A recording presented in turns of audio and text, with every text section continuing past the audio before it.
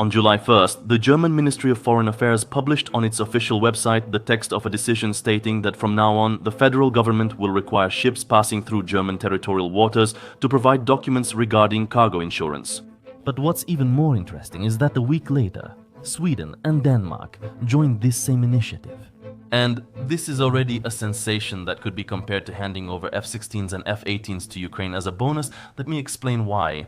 I think you know that, according to maritime law, territorial waters are a 12-mile zone from the shore, over which the coastal state has jurisdiction. Beyond that begins, to put it simply, the so-called exclusive economic zone. The coastal country can extract resources and fish here, but it cannot restrict navigation for other countries. Most importantly, this also applies to straits, especially the Danish ones. Yes, despite the fact that these straits are de facto territorial waters of Denmark and Sweden, because they are already 12 miles wide, the right of transit passage still applies to them. This means that even, for example, a Russian warship can freely pass through here, and it doesn't necessarily need to get permission from the Danish authorities. But recently, the European bureaucrats from Copenhagen and Stockholm took an unprecedented step. Essentially, they decided to reconsider international maritime law, because from now on, tankers belonging to the so-called shadow fleet will be subject to inspection. I assure you that the European governments successfully gave this decision a perfect legal form. You can be sure of that. I'm actually pleasantly surprised that they even went for this, because it could end in any way. The actions against civilian ships at sea are blatantly unprecedented. They're comparable only to piracy, except that now NATO countries are taking on the role of pirates in the Baltic Sea. Recently, footage spread all over the internet showing Estonian patrol ships trying to forcibly seize a tanker that was sailing in international waters. All of this is under the pretext of fighting the so-called shadow fleet, which has no basis in international law. Such actions would be a gross violation of the right of innocent passage even in territorial waters. This is a fundamental norm of customary international law, codified in the United Nations Convention on the Law of the Sea of the year 1982. Despite the absolute bloodthirstiness of Hitler's Germany, its diplomats apparently had enough self-respect not to scream on every corner that some conventions were not being observed in relation to the Nazis. Russia, despite violating international norms and rules, has yet to attain that level of self-respect. That's why Nebenzia is seriously telling the world community about piracy. But we are here to discuss not the legal norms, but the consequences of all these decisions.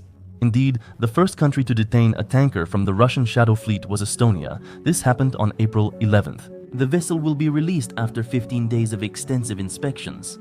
To clarify, don't expect Germany, Denmark or Sweden to send warships to the Straits and close them off to Russian tankers. No, everything will happen just like it did with the vessel detained by Estonia.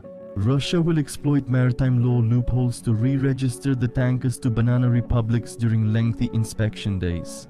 They'll reinsure the cargo through some companies that haven't been sanctioned yet and then get permission to pass. Some company registered in a single office, somewhere in a tower in Dubai or Hong Kong, so that as soon as sanctions are imposed, the chief executive officer and the deputy chief executive officer just swap places, and in the same little office, another company is registered and amazingly gains ownership of the ships previously operated by the former company. However, this shouldn't be considered insignificant. The arrest of a tanker for 15 days is an unprecedented delay by today's standards, which results in a huge penalty. If this situation keeps repeating, then colossal costs, including possible cargo arrests, will have to be factored into the discount for Russian Urals oil. And a 15-day delay might be the minimum period. Ships could be held for even longer. Will India, for example, want to contract oil that might be delivered to its refineries with a delay of a month? Russia exports 60% of its oil via the Baltic Sea, so the shipment might not arrive at all. Consider the budgetary losses that would entail. But you might ask, what about Russia's reaction? Can't it raise an eyebrow? It started on May 13th as still opposite Tallinn. The Estonian patrol boat Raju and the ship Kurvits tried in every way to chase down the 244-meter-long tanker sailing under the flag of Gabon with Russian citizens in the crew into Estonian territorial waters where it could be inspected and detained. And after a Russian Su-35 fighter jet showed up at the party, the Estonians decided they didn't really need that tanker after all. Yes, on May 12th, Estonia once again tried to detain a tanker from Russia's shadow fleet. However, the attempt was unsuccessful. Russia sent a Su-35 to the scene and Tallinn didn't dare escalate any further. But it's hardly possible to see this as a victory for Russia. Estonia's navy primarily consists of patrol boats without a single destroyer or frigate launched. However, that's not the main point. The attempt to detain the Russian tanker took place in the exclusive economic zone, and from a legal standpoint, there are questions about the attempt to arrest the vessel. You can inspect the ship, but only for very serious reasons. And the vessel was sailing under the flag of Gabon, not making any suspicious maneuvers, just heading to a Russian port. But in the case of Straits, the situation is different. Eresen, the Great Belt, and the Little Belt are Denmark and Sweden's territorial waters, despite being international waterways. The requirement to inspect a ship over environmental concerns about its cargo is completely legal. Well, and a request backed by the Swedish and Danish navies, let's say, is doubly legal. The Royal Danish Navy is represented by at least 5 modern frigates of the Iver and Absalon classes. Each one is equipped with either 32 Standard Missile 2 or Sea Sparrow anti-aircraft missiles, as well as 8 to 16 Harpoon anti-ship missiles. The Swedish Navy's 11 Visby and Göteborg class frigates are a formidable force that cannot be ignored. Moreover, once again we run into the legal peculiarities of maritime law. As I mentioned before, Russia started escorting its Shadow Fleet tankers with warships. Only if the tanker is detained in the territorial waters of Denmark or Sweden, any actions by a Russian Sterigushi-class corvette aimed at preventing the detention will be considered aggressive. Once again, according to maritime law, Russian warships may only pass through the Danish Straits in transit without stopping or making maneuvers. I'm not suggesting sending Russian fighter jets to the detention site. That would be considered an incursion into the airspace of a NATO country, so the situation for Russia is quite bad. They'll either have to back down every time there's a detention or start military action. But of course, that's unlikely. The new requests will help us further strengthen coordination with our friends and partners in the region. Our aim is clear: increasing pressure on the Russian Shadow Fleet and safeguarding the Baltic Sea environment. You convey to fool the German foreign minister in a message on the ministry's website. The United Kingdom-led coalition to combat the Shadow Fleet was formed exactly a year ago. However, the revision of the rules of engagement with ships in territorial waters was agreed upon only recently, and actions based on the adopted rules began only after Germany joined the initiative. And it's clear that to implement the decision, the European Union needed a driving force, which was led by Friedrich Merz. His decisiveness became crucial in strengthening control over the Shadow Fleet. However, this doesn't imply that Russia will lose 60% of its oil revenues in the coming months. This will increase costs for the Kremlin, but unfortunately, it will not stop the export of hydrocarbons. But I told you about this step taken by European leaders for a different reason. You see, the thing is, in Russian military strategy, one of the most important tasks is to intimidate Kiev's allies and convince them that the Russian military machine is like a steamroller that will keep moving for as long as it takes. It doesn't matter at what speed. The main thing is that it can't be stopped. This is done to convince Kiev's European and American allies of the inevitability of defeat. Russia needs to force the democratic capitals to accept the loss of Ukraine. They need to be forced to back down. However, the decision to limit oil transportation via the Baltic route is a sign that the Europeans are not afraid and are ready to escalate themselves. As Nebenzia stated, pirate attacks on de facto Russian tankers are undoubtedly an escalation. What is the reason for such decisive actions by Europe? Well, there are many factors here. For the first time in the past 5 years, Europe has become the main destination for American exports, 35% of all United States shipments, according to Stockholm International Peace Research Institute analysts.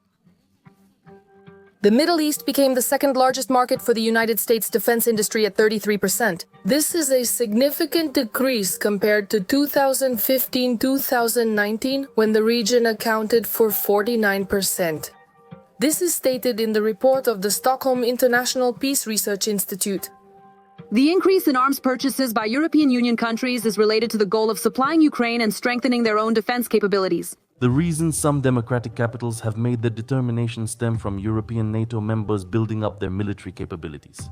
In 2022, Germany spent $56 billion on defense, and in 2024, this figure increased to $88 billion. The United Kingdom increased its spending from 66 to 81, Denmark from 5.5 to almost 10, Sweden from 7 to 12, and so on. And as you know, nothing strengthens sovereignty like increasing military capabilities. Secondly, we should say thank you to Donald Trump. Yes, After his return to the White House, the European members of the alliance became truly interested in preserving Ukraine as part of the European security architecture. If before they considered themselves untouchable thanks to a reliable overseas ally, now it would be reckless to rely on him completely. Therefore, the practical military preparations of NATO member countries in the Baltic Sea are an important signal to Russia that they will not stand aside. And secondly, it's an allied signal to Kyiv. Europe is not ready to leave Ukraine alone with the aggressor. And in conclusion, I have two messages. One for Moscow and President Putin. The message is very simple. We will not give up. I understand that currently the situation doesn't seem very encouraging for Ukrainians. At a time when the aggressor has intensified terror with drone strikes, and these attacks seem like the kind that could undermine the resilience of the Ukrainian rear. What Russia is doing is truly very frightening, and reports that by autumn the Russian Federation will be able to attack Ukraine daily with 1,000 drones are terrifying. I am fully aware of all this, but it is also important to understand that any war is a process of modernizing both the sword and the shield. What does 1,000 drones per day mean? In 2024, the hacker group Prana Network, after hacking Iranian servers, gained access to documents related to the sale of Shahed drones to the Russian side. According to the 2023 plans with full localization of production and minimal supply of Iranian components, the projected cost price of the 136 was supposed to be $48,800 per unit. Let's assume that Russia managed to reduce the cost of the product to $40,000 through full localization and mass production. That means 1,000 Shahed UAVs per day is $40 million a day, or more than $14.5 billion a year. That's about 10% of Russia's entire military budget. Of course, some of these UAVs are decoys, but you get the idea of the price range. But let's assume the Kremlin is willing to spend that much, seeing the effectiveness of the terror tactics. Ukraine is also developing its capabilities to intercept targets. We're not discussing the widely talked about interceptor drones, which will undoubtedly also significantly contribute to combating the Shaheds. As you know, the reduced effectiveness of Ukrainian mobile groups with small arms is due to the fact that recently the flight altitude of the Shaheds has increased to about 2 kilometers, which makes it impossible to shoot them down with small arms. No one is going to shoot down a $40,000 drone with an anti-aircraft missile that costs at least $1 million. Even a man-portable air defense system like the Purin costs $1.8 million, but Russia's new tactic also has drawbacks. At that altitude, UAVs are easily detected by various radars in service with Ukraine and are relatively easy to shoot down by aircraft. After all, a drone flying at 150 km/h is an easy target. However, here comes another dilemma. Using fighter aircraft for such purposes in the skies over Ukraine is extremely dangerous. Over 3 years of war, Kyiv has received numerous air defense systems from various countries which have not yet been integrated into a unified national air defense system. After all, this is quite a complex task, but this task is being addressed. On May 31 of this year, the Ministry of Defense of Ukraine signed a licensing agreement to use NATO's non-commercial software Coalition Shared Information, which will allow Ukrainian and NATO aircraft and air defense systems to coordinate in a unified digital environment. Coalition Shared Information is a key component of the combat management system operating on the LINK-16 protocol. This tech is used for operational control of aviation, including F-16's Mirage 2000S and air defense and missile defense systems that Ukraine has received. As soon as this work is completed, aviation will be able to take a more systematic approach to shooting down Russian UAVs. What I mean is that the problem with mass drone raids will definitely be solved.